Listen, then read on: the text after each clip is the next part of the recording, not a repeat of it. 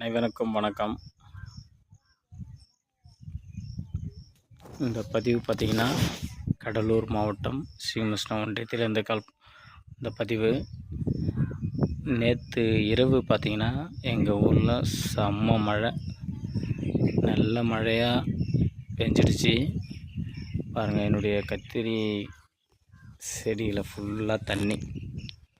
பாருங்கள், நேற்றுலாம் காய் பறிச்சிட்டு இருந்தேன், அதில் தண்ணிக்கு இல்லை. இன்றைக்கி பாருங்கள் எவ்வளோ தண்ணி பாருங்கள். ஏன்னா அந்த தண்ணி நாளைக்கும் கண்டினியூவாக இருந்துருச்சுன்னா கோ ஃபார் டெத், எல்லாம் செத்துரும், சாகக்கூடிய கண்டிஷனில் வந்துடும். பாருங்கள், ஃபுல் அண்ட் ஃபுல் தண்ணி, செம்மையான தண்ணி. பாருங்கள், அந்த ஃபீல்டு நடுவு பயிர் பண்ண வேண்டிய ஃபீல்டு அதுவே பாருங்கள் தண்ணியெல்லாம் நிற்கிது. அந்த தண்ணிலாம் நடுவு பயிர் பண்ணியிருக்காங்க.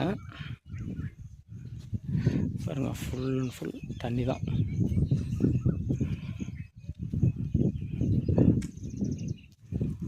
ஃபுல்லாக நெல் தான். பாருங்கள், நான் மட்டும்தான் கொஞ்சம் கத்திரி பயிர் பண்ணியிருந்தேன். எங்கள் ஏரியாவில் ஃபுல்லாக நெல் தான், விவசாயம் நெல் கரும்பு தான். நான் கொஞ்சம் டிஃப்ரெண்ட்டாக பண்ணலான்ட்டு கத்திரி பண்ணியிருந்தேன். கொஞ்சம் லாபகரமாக தான் தெரிஞ்சுது. ஆனால் திடீர்னு பார்த்தா இந்த மாதிரி தண்ணி நிற்கிது. பார்ப்போம், இன்று இரவு தண்ணி இல்லைன்னா அந்த கத்திரிக்காய் தப்பித்து விட்டதுன்னு அர்த்தம். இல்லை என்றால் எல்லா கத்திரிக்காய்க்கும் போயிடும். இப்படி இருந்தால் விவசாயம் இதான், விவசாயம் நஷ்டம்தான் என்றைக்கும். அதனால தான் யாரும் விவசாயம் பண்ணுறது கிடையாது.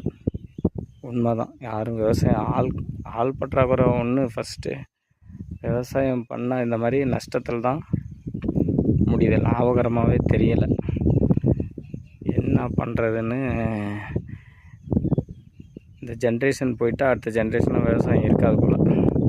ஏன்னா எல்லாருமே பார்த்திங்கன்னா வேலைவாய்ப்பை தேடி தான் போகிறாங்க. எல்லாருமே வேலைவாய்ப்பு தான் தேடுறாங்க. பாருங்கள், ஃபுல்லாக இதெல்லாம் நடுவு பயிர் மிஷின் எந்திர நடுவு தான், ஆட்கள் இல்லாததெல்லாம் எல்லாம் மிஷின் நடுவு தான். நம்ம கத்திரி செடியை பாருங்கள், வேறு லெவலில் இருந்தது கத்திரி. சூப்பரான ஈல்டில் இருந்தது. டெய்லியும் 20 கிலோ, குறைஞ்சது ஒரு 10 சென்ட்டு தான் போட்டிருப்பேன். டெய்லியும் 20 கிலோ. அப்போ 20 கிலோன்னா